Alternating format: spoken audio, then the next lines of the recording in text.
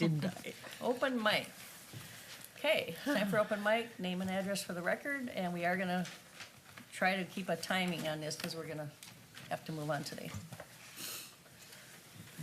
Madam Chair, Committee, I thank you again for the opportunity to stand up here. We'll kind of take off where we left off last time as the MS4 complaint, which has been filed with the MPCA, been filed with about, well, if you see my email, probably had 55 different bodies that were taken there. You probably got it in 4 PDFs. This is what it looks like if you bother to read it. I've taken it fairly seriously. It's very well documented. So that being said, one of the things that I thought I would bring to your attention that I've been working on legislation to prohibit schools on dump sites. And I've got a document here, Schools Across Documents. It was put together, and I'm going to leave this with you. Right now, California is the largest violator of schools on dump sites or adjacent to sites. Minnesota is second in the state. Surprisingly, many states don't have any. Iowa has one, and even Louisiana only has one. State of Minnesota has 11. With the inclusion now that we built Mahtomedi, which I would call makes it the dirty dozen, 8 of them, possibly 9 of them, are in the Rice Creek Watershed. I find that very alarming because we just gave a permit out to make the dirty dozen, Mahtomedi. Now, we just give them another permit, and we had a cap rock on it. So we all, like Manager Hockey said, we asked them to say that they're applying for a permit. But nobody's given the documentation, and to date, and I have asked several bodies, can you give me the documentation that says it's a safe site? Because I've got the documentation that shows it was a Superfund site. I can show you that the City of Grant and the school district applied to take that out of a Superfund program and lift it in a VIC program so they can get it financed. I can show you the documentation, if you read it in here, that they did that during an illegal special meeting. I have provided you documentation that the school district used an illegal bid process. I have shown you that after being given notification they didn't have a permit, they engaged and got a permit. Or not got a permit, they started construction without a permit or notification. I will show you that they didn't have environmental protection, silt fencing, or anything done. They rushed to get it done because it's simply easier to ask for forgiveness than permission. And I am very concerned when the City of Grant, after leaving this body last week, you said you're going to give them a 10-day letter. Our city, when it brought to their attention and showing them our conditional use permit that said it had to get confirmation from the MPCA and the Department of Health, which I have yet to see. I'm on the board and I can't get it. And so I wonder how this body asked for that documentation or asked them to get the, notify them, but you don't see what's out there. So when you are allowing that contamination, because one of the things I also showed you was that in the plans that they gave you, it did not show a 20-foot surcharge of that property on top of a mixed municipal dump site. So when you surcharge 30 feet of garbage with 20 foot of soil on top, and the school knowingly did that through violation of its own covenant, a perpetual covenant. So in 2010, I provided you with the Water Legacy Program from Washington County. Lost Lake was not contaminated.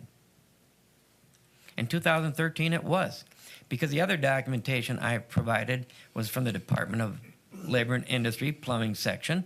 You cannot go within 10 feet of contaminated soils. If you look at their preliminary assessment, they knew it was contaminated 200 feet on the suspected contaminated 200 feet the other side of the road.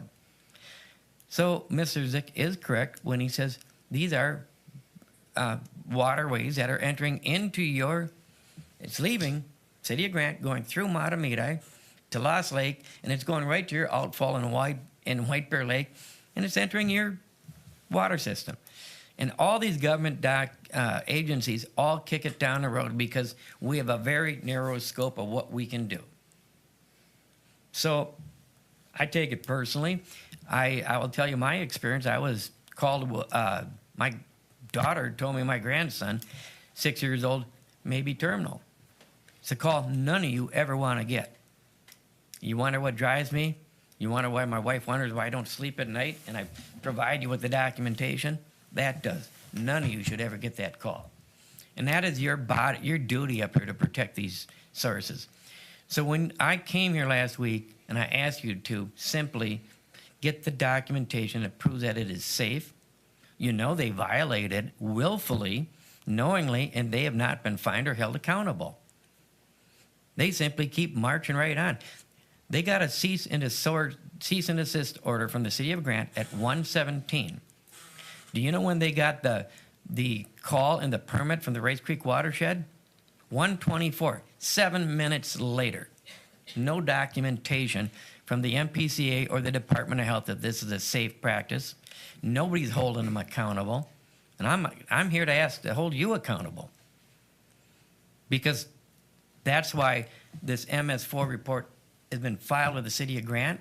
It's going right to the city of Mahtomedi. It's been to the MPCA. I sent it in the federal. And as many government agencies and press releases as you can. So I ask you simply, let's try to hold them accountable. Simply just give us what I've asked all along. Who is liable? Nobody has told me who's liable for that site in the event that we have a health issue. I asked you to go to their... I can tell you there's 4 school teachers in there that have come down with cancer since then. Nobody records it. I can tell you their kids are coming home with bloody noses and headaches that go away during the summer when they're off of school, and they don't appear when they move on to the 3rd grade and they're moved off that site.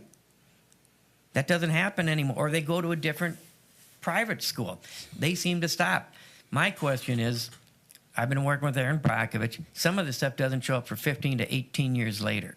Who's liable for those kids? Because you issued the permit.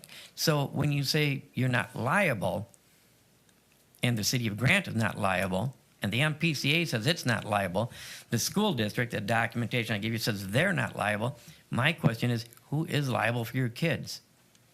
Parents are liable. That's why we're out here asking the tough questions. So I simply ask, who is liable in the event something's happened? Because they've been allowed to violate it willfully. They knew they did it. They ran in and did the construction without putting any erosion controls in.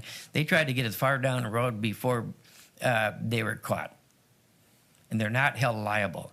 I found it offensive that they get a cease and desist order, and 7 minutes later you issue them the permit. And they're moving on, and they didn't stop 1 hour.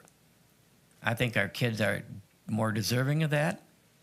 And I want to thank you for going after them, but I still question. I believe the Rice Creek Watershed, because they are the body that issued the final permit on this. They're the ones that released the cease and desist order. I think you have some liability. I think you say we're working within our own scope of what we can and can't do. But without you giving them that final releasing the cap rock and giving them that permit 7 minutes later, somebody assumed that liability. I believe it's with all these bodies are failing us because nobody in this government is accepting it. You tell me when you get that phone call I've gotten, you're going to want to know who's liable. None of you ever want to get that phone call. That was 6 years ago, and it's tough to talk about it today. So that's why I keep coming back. Thank you. Thank you. Open forum. Again, name and address for the record.